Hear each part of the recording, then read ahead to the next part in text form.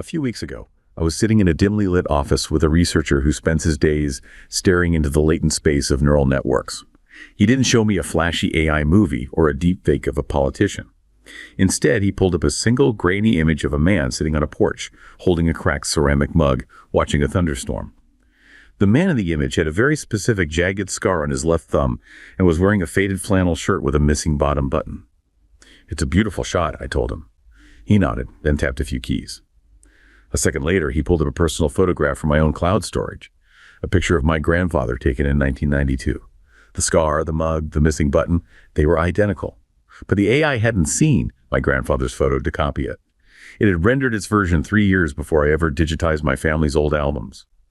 That moment of recognition felt less like a coincidence, more like a quiet collision with a mathematical wall.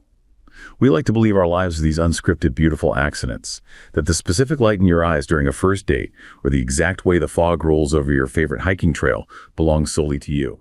But we are entering an era of total visual saturation.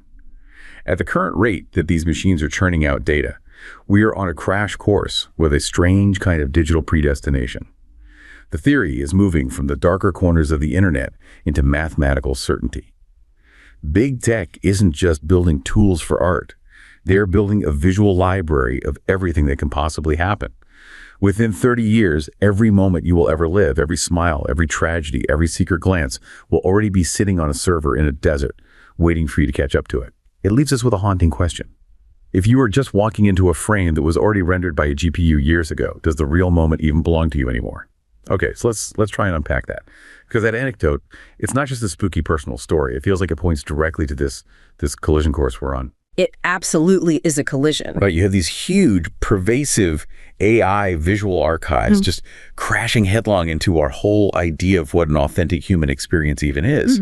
So I think our mission in this deep dive has to be examining that. The philosophical, the cognitive, and maybe most scarily, the legal side of it. You know, what does it mean to live in a world where anything that can happen has, in a sense, already been rendered? And that collision is, I think, the defining intellectual challenge of our decade. We're moving so far beyond simple simulation now. The term we're really starting to use is generative hyperreality. Generative hyperreality. Exactly. It's this idea that the transition from your organic lived experience to a world built from these AI archives, well, it's already happened. So what we need to analyze then are these, what did you call them, epistemic harms? Yes, the epistemic harms. The damage that all this synthetic media does to our very ability to know what's real, especially visually. Wait, okay, epistemic harms. For anyone listening, can you break that down? How is that different from just, plain old deception or misinformation? That's a really important distinction to make. See, deception is usually about a specific fact. Someone tells a lie about a single event. Okay. Epistemic harm is much, much more fundamental. It's damage to the mechanism of knowing itself. So it's not about tricking me once, it's about making me doubt everything I see forever. Precisely. It undermines your faith in your own senses, in our shared reality. It leads to this generalized state of doubt. And if that external world is just collapsing into copies without originals, then the only place to look for defense is inward. Which leads us to the emerging, and I would say critical need for what scholars are now calling cognitive liberty, the right to actually control your own internal mental landscape. When you look at the source material, the philosophical groundwork for this whole crisis, it's not new. It comes straight from the 1980s. It does. The sudden, shocking relevance of the French philosopher Jean Baudrillard is just, it's astounding. This is the guy who wrote about the simulacra. The representation becoming more real than reality itself. Exactly. And the sources point to this one surreal scene that just perfectly captures the whole shift.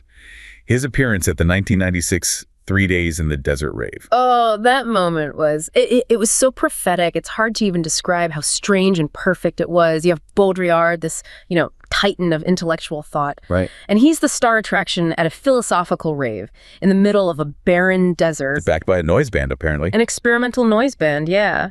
And he'd occasionally come out in a gold lame blazer to discuss the disappearance of the setting itself was the perfect metaphor. How so? Well, think about it. Electronic music is creation purely through technology. The crowd was completely immersed in this constructed temporary reality in what is essentially a non-place, a desert. And he's there explaining how the world is shifting into an era of copies where the original just disappears.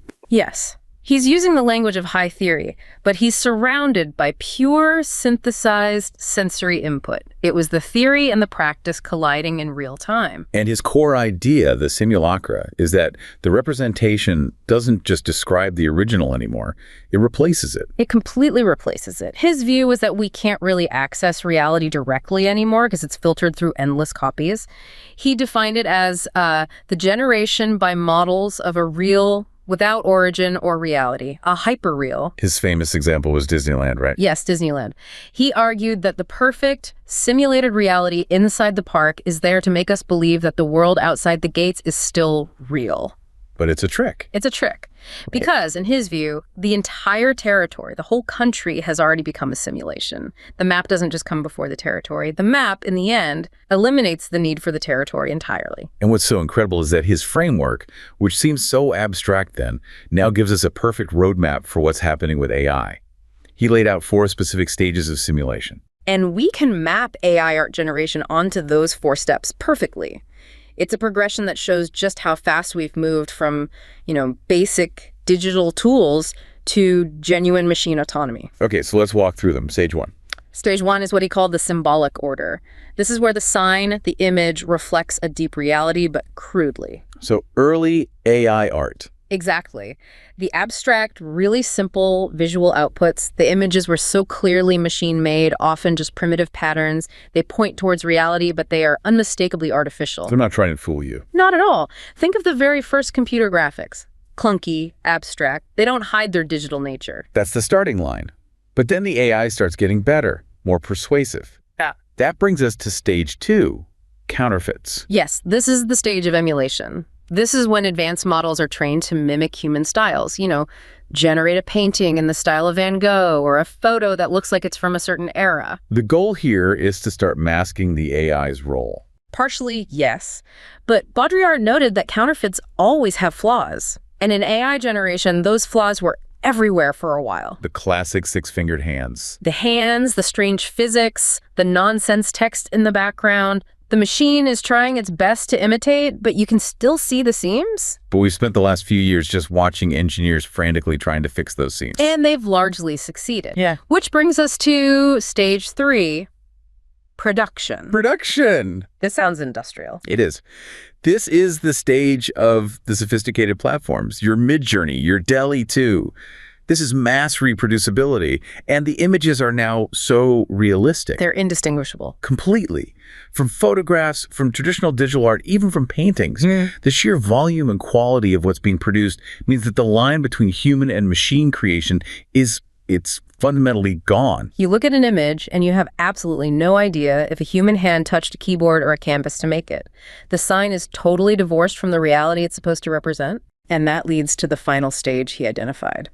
The real philosophical collapse point, simulation. So what's the difference between production and simulation? Simulation is where the generated images start to have no direct relationship to the reality they were originally trained on at all. This is the new frontier. How does that happen? It's a synthetic feedback loop. AI models are being trained more and more on other AI-generated images. So it's AI looking at AI's version of the world. Precisely. The art becomes self-referential. It creates entirely new visual concepts, hyper-detailed surrealism, impossible architecture. These images aren't representations of reality anymore. They are, as he would say, new realities unto themselves. They only relate to the code that created them. For Baudrillard, simulation was the end of the line. But it feels like with generative AI, specifically these things called creative adversarial networks or CANs, it's not just simulating, it's creating. It is, and that's why we need a new stage to describe what's happening now. A 5th stage, generative hyperreality. Okay, define that for us. The argument for generative hyperreality is that AI has moved beyond just reflecting or masking reality. It's become an autonomous creator. CANs are so unique because you have 2 neural networks pitted against each other. The creative one and the critic. Right. One generates new content, the creative network, and the other critiques it, the adversarial one. And this constant back and forth, this self-correction, synthesizes these massive data sets of all human expression, all our art, all our images, and it amalgamates them into something genuinely new. So if an AI synthesizes every impressionist painting ever made, it can create a brand new painting that's never existed before. So it's original. It is. But at the same time, it's completely derivative because it's just remixing human input. That's the paradox. It's authentic and artificial all at once. So generative hyperreality is when the AI becomes both the map and the territory at the same time. It collapses the distinction entirely. It generates work that doesn't have those traceable human flaws we saw on the counterfeit stage. It's this pure act of creation that can mimic, enhance, and, ultimately exceed human artistic expression. And the product is infinitely reproducible and totally untethered from any single source. And we saw this play out in the real world in a pretty stunning way with the case of Jason Allen's AI piece, The Art of Aerospatial. Oh, absolutely. The piece that won a major art competition in 2022. Right. That moment wasn't just some fun tech news story. It felt like a really profound cultural shift. It was. The image, which was made with these sophisticated AI tools with, let's be honest, minimal human intervention, won first place at the Colorado State Fair. It proved that the simulated piece, the output of generative hyperreality, was now valued equally, or maybe even more, than the human submissions. It's the confirmation of Baudrillard's prophecy. The copy eliminates the need for the original. It completely challenged our basic understanding of authorship, of artistic value, of authenticity itself. It proved that machine-synthesized expression is now just. Yeah. It's part of the aesthetic landscape. It doesn't matter if there was no human origin. Which brings us right back to my opening story, that really frightening idea of a collision with digital predestination. The idea that every moment of your future is already pre-rendered and sitting on a server. Mm-hmm. What's the actual measurable difference between that spooky possibility and what researchers actually think is happening? This is where you have to be really strict and differentiate between two concepts that get blurred all the time. Okay. First, you have the technically plausible idea of semantic saturation. This is the technical consensus among most researchers. Semantic saturation? Right. And it basically says that AI, because it's synthesizing these massive data sets, will soon generate every human typical behavior. Meaning what? Meaning all the possible expressions, postures, scenes, situations. Anything that's statistically likely in an average human life will be covered by the AI's output. So the AI hasn't pre-rendered my specific life, frame by frame, but it has rendered millions of statistically identical moments. The joy, the grief, the boredom, it's covered all the visual bases. Correct. Semantic saturation is about a probability-based exhaustion of human visual archetypes. The visual library is, for all intents and purposes, statistically complete. Okay, so that's one concept. Then you have the second concept, the one that makes your opening story so unnerving.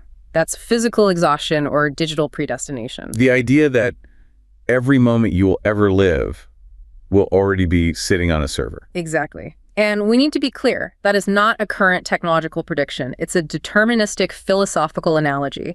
It's the idea that your personal, specific, one-of-a-kind future has already been cataloged.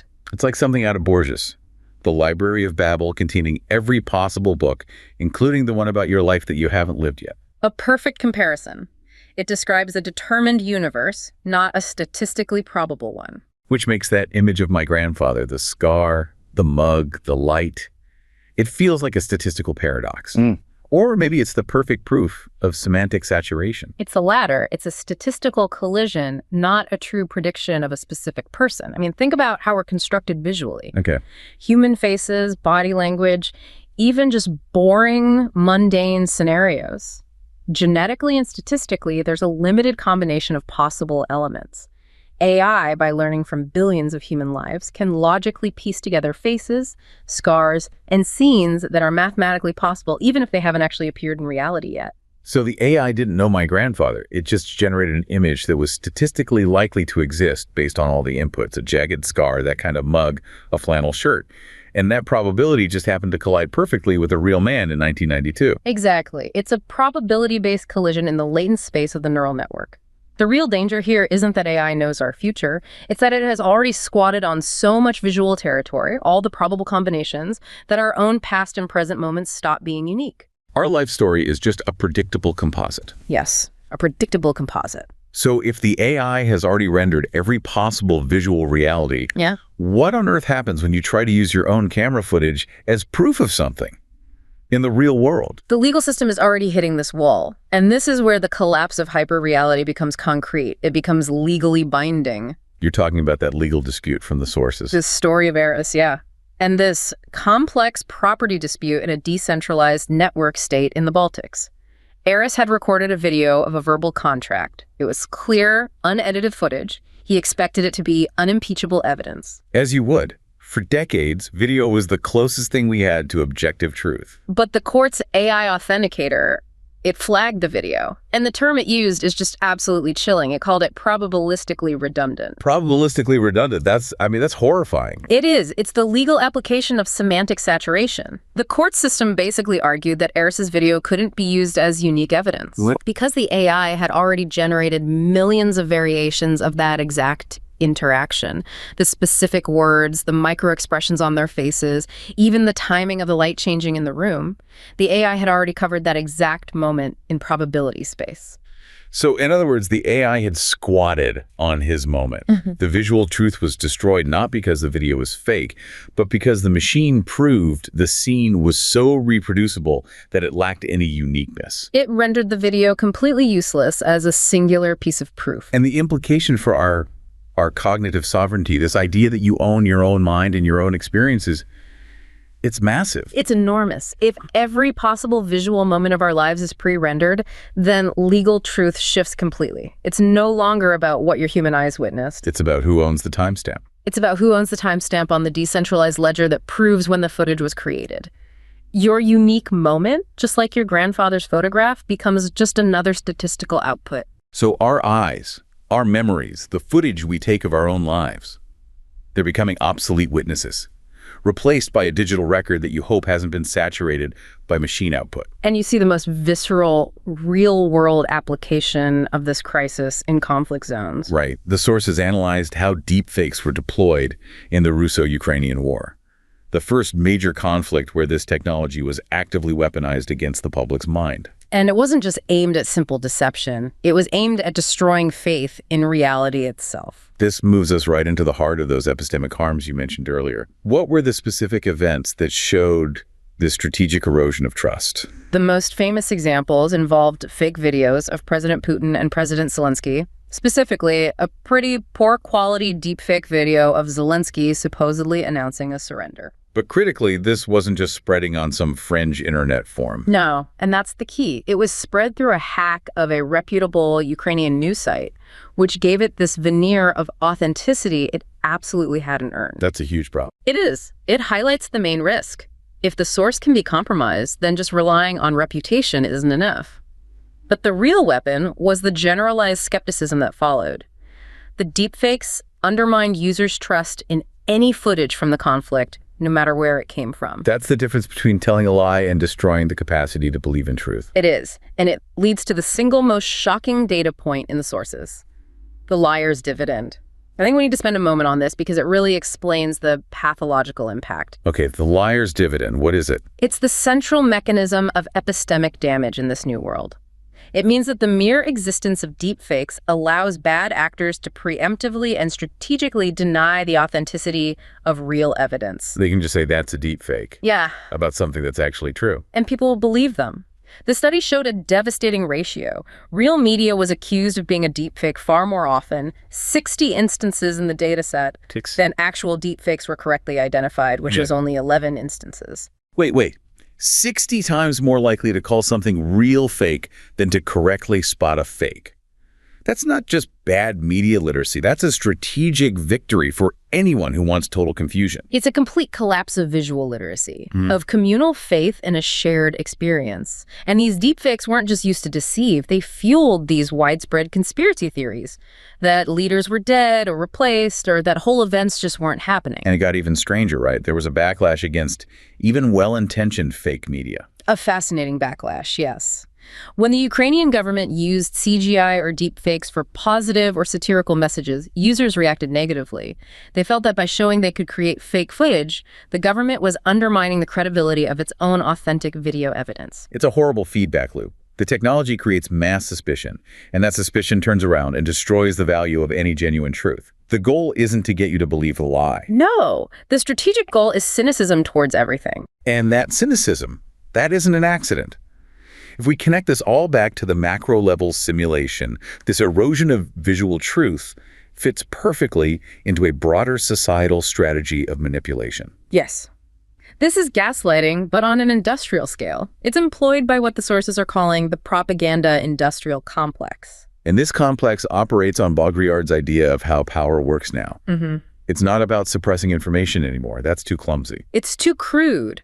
Power now curates context to manufacture consent. The power structure doesn't need to hide the truth. It just floods the public sphere with so much irrelevant, personalized, contradictory content that the truth becomes just one of many options. Just another statistically viable narrative. Exactly. The goal is to drown you in a hyperreality that confirms all your biases, making any kind of objective truth seem irrelevant. The sources detail this really well, applying the 6 pillars of gaslighting as a systematic playbook. Before we get into the big industrial complexes, let's just establish what each pillar feels like on a human level. Okay, let's look at them as tools for psychological control.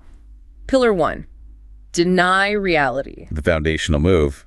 That didn't happen. Exactly, you're misremembering. Systemically, this is where entire economic histories get rewritten.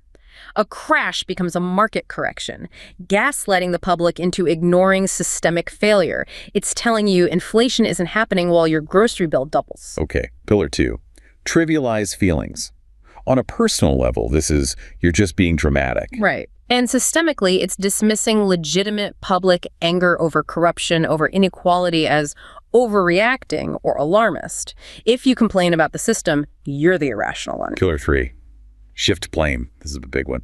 The gaslighter makes systemic problems feel like they're your fault. Always. You're struggling financially, it's because you didn't budget hard enough. Systemically, this is crucial. We get guilt-tripped over the climate crisis for using a plastic straw, while industrial polluters operate with impunity. It shifts accountability from the corporation to the individual. Then there's pillar 4, withhold information. This thrives on asymmetry. If you don't have all the facts, you can't make an informed choice. Systemically, it's secrecy. It's thousands of pages in a piece of legislation that no one reads, or deliberately obscure jargon from opaque entities like the Federal Reserve. Knowledge is power, and withholding it keeps the power differential. Exactly. Pillar 5, project. The theatrical move. Accusing others of the very thing you're guilty of. The classic modern example is shouting fake news or disinformation while you're the one actively spinning narratives and disseminating propaganda. It's a cognitive smoke bomb. And finally, pillar 6, isolate. The personal goal is to make the victim feel crazy and alone. Systemically, the goal is to ensure conformity and silence dissent. You see this in algorithms that silo us into echo chambers, cultural pressures like cancel culture. It all creates this psychological labyrinth where you feel like you're the only sane person left. These 6 pillars, they work together as this cohesive system of control across every major sector. Yeah. Media, finance, military, all maintaining compliance, not through force, but through engineered confusion. And constant cognitive dissonance. Wow, that framework. It suggests confusion isn't a side effect of the system. It's the core feature. Let's take a breath there.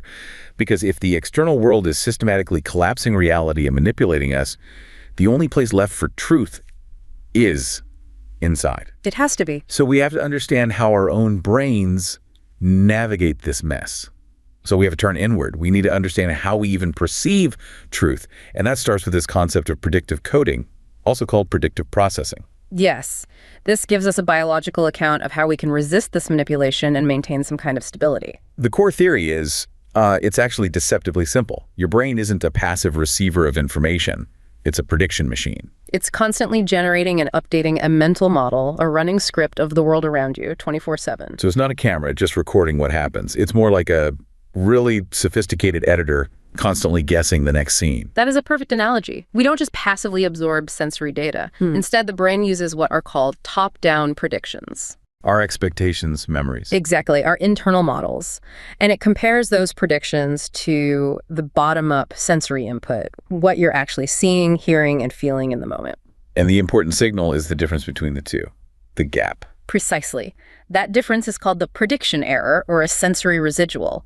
If you predict you're about to catch a soft feather and a rock hits your hand instead, the prediction error is huge. And that error signal is what gets sent up the chain to refine and update your mental model. It's a constant process of trial and error designed to minimize surprise. And make you a more efficient predictor. Yes. Yeah. Okay, in a world full of deep fakes and mass gaslighting, how does my brain decide which is more trustworthy? its own internal prediction or the noisy, confusing stuff coming in from the outside? This is where the defense mechanism gets really nuanced. It's a process called precision weighting. Precision weighting. Your brain weighs both the sensory inputs and its own predictions according to how reliable it thinks they are. They're precision. So, if the sensory input is known to be unreliable, like you're trying to see a face in a dark alley, or maybe you're watching a grainy, super compressed online video, the brain gives greater weight or precision to its internal, more reliable predictions. It starts relying more on expectation than on the noisy data. That makes sense. If the digital world is full of static, your brain starts prioritizing what it expects to see, not necessarily what it is seeing.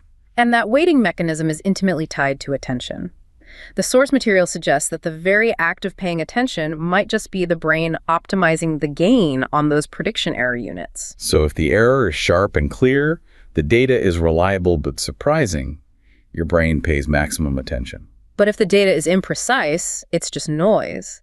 The brain suppresses the error signal and ignores it. It's a defense system built right into our cognition. And this whole predictive framework, it doesn't just govern the outside world. It also runs our internal states, our emotions. Yes, through a process called interoception, which is the perception of your internal bodily signals. Predictive coding is crucial here. The theory is that our subjective feelings, our emotions, are generated by these predictive models. So my brain doesn't just react to a fast heartbeat. No, it runs an embodied simulation to predict why your heart rate is changing and what emotion should go with it.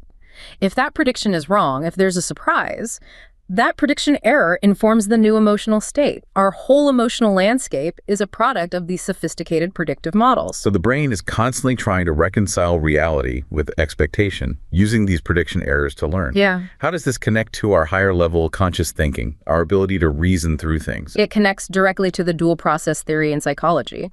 The idea that we have a fast, intuitive system 1 and a slower, more deliberate system 2. In the predictive coding model, system 1 is like the initial automatic perception, the brain's quick best guess.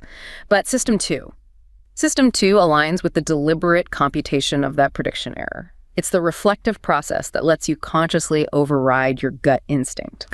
So system 2 is the tool we use to spot the glitch in the matrix. It's what's supposed to stop the gaslighting from working. Precisely. It's our internal check and balance. But if that system breaks down, the results for your mental stability can be catastrophic. And the source material gives the chilling example of psychosis as a fundamental breakdown of this predictive system. So what goes wrong in psychosis in the context of precision weighting? It sounds like the volume knob for reality gets broken. That's a perfect way to describe it. Evidence suggests psychosis involves dysregulated precision weighting. The brain misjudges what's reliable. Instead of properly weighing clear external evidence, it starts misinterpreting internal noise, random prediction errors from within the system, as meaningful sensory data. And that leads to hallucinations. Hallucinations, yes. The brain is giving way too much precision weight to its own internal faulty error signals. And this leads to delusional beliefs that are incredibly resistant to being updated because the brain now trusts its internal self-generated reality more than any overwhelming evidence from the outside world. So when the propaganda industrial complex strategically floods us with noise and deepfakes and confusion, they're exploiting this exact biological vulnerability. They're artificially cranking up the noise floor of external reality. That is the core takeaway. These industrial complexes are essentially engineering a systemic, non-pathological form of cognitive dysregulation. They make the external world so unreliable, so imprecise that we are forced to rely more heavily on our internal, often siloed predictions. Which leads to social speciation. Everyone retreating into their own delusional beliefs that can't be challenged by a common objective truth. Precisely because the system has been manipulated to destroy the precision of any external input. Which brings us full circle. Back to the ultimate defense against all this, against digital predestination, against systemic gaslighting. We need an ethical and legal framework to protect our internal reality. You do. We have to introduce this concept of cognitive liberty. Cognitive liberty, or the right to mental self-determination, is increasingly being argued as the necessary legal and ethical firewall against all of this. And it's defined as what, exactly? As the freedom of an individual to control their own mental processes, their cognition, and their consciousness. It's an expansion of freedom of thought. It's not just about protecting what you think, but how you think. It seems remarkable that this right isn't already enshrined in international human rights treaties. Well, historically, the human mind was considered inviolable. You couldn't directly access or manipulate it, so express legal protection just seemed unnecessary. But that's not true anymore. Not at all. With modern neurotechnologies, transcranial magnetic stimulation, brain fingerprinting, deep brain stimulation, and even sophisticated drugs, the ability to monitor and influence consciousness is unprecedented. This makes formally recognizing cognitive liberty an immediate, urgent necessity. And the framework for this right breaks it down into two core principles. One is defensive, the other is more about self-direction. That's right. The two principles of cognitive liberty establish the boundaries. Principle 1 is the freedom from interference. The defensive wall. Exactly. Individuals have to be protected from being compelled to use neurotechnologies or take psychoactive drugs or certain treatments without their consent, as long as they're not a danger to others.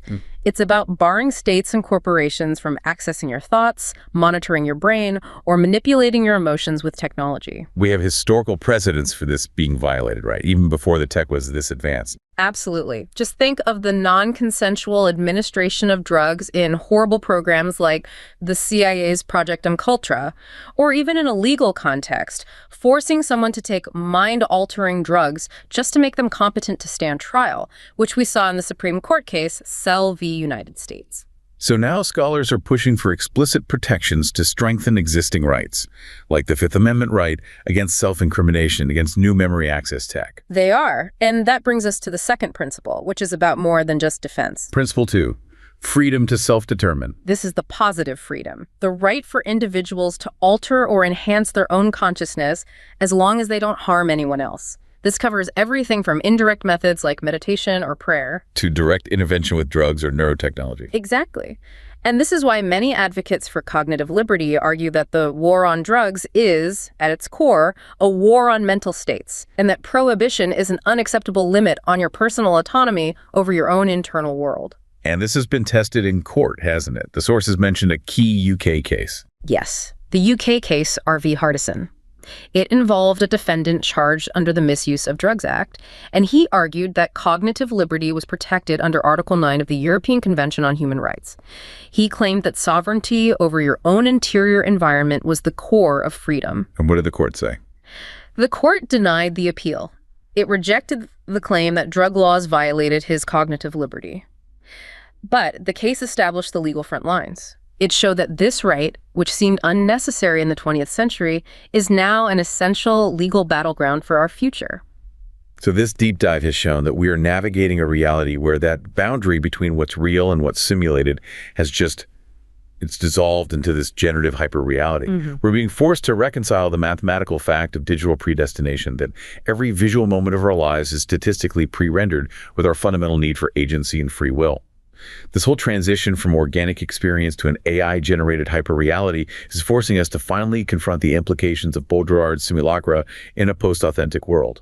And the challenge now is it's paramount, to reclaim the dignity of the real and to resist mistaking the simulation for the world. And our defense against this erosion of visual truth and cognitive sovereignty, it depends on three interconnected pillars. Okay, First, the legal and ethical protection of cognitive liberty, giving us that inalienable right to mental self-determination. Second, rigorous epistemic vigilance. We have to fight back against deepfakes and gaslighting, recognizing the liar's dividend for the strategic weapon that it is. A weapon designed to destroy faith in truth itself. Exactly. And third, a fundamental awareness of our brain's own internal defense system, predictive processing. Understanding that your mind is actively working to minimize prediction error is the biological key to maintaining stability and consciously overriding these narratives that are engineered for confusion. We have to counter the pathological impact of digital predestination by understanding our perception isn't passive. It's an active, intelligent shield. The propaganda industrial complex wants to use this semantic saturation, this algorithmic isolation, to make you feel powerless, divided, and confused. They want us to just walk blindly into the pre-rendered frames they've created for us, believing that our own lives are nothing more than predictable statistical outputs. The future of authenticity belongs not to the algorithm that predicts every frame of our lives, but to the informed citizen who understands the mechanisms of their own mind and refuses to let those pre-rendered frames dictate their truth.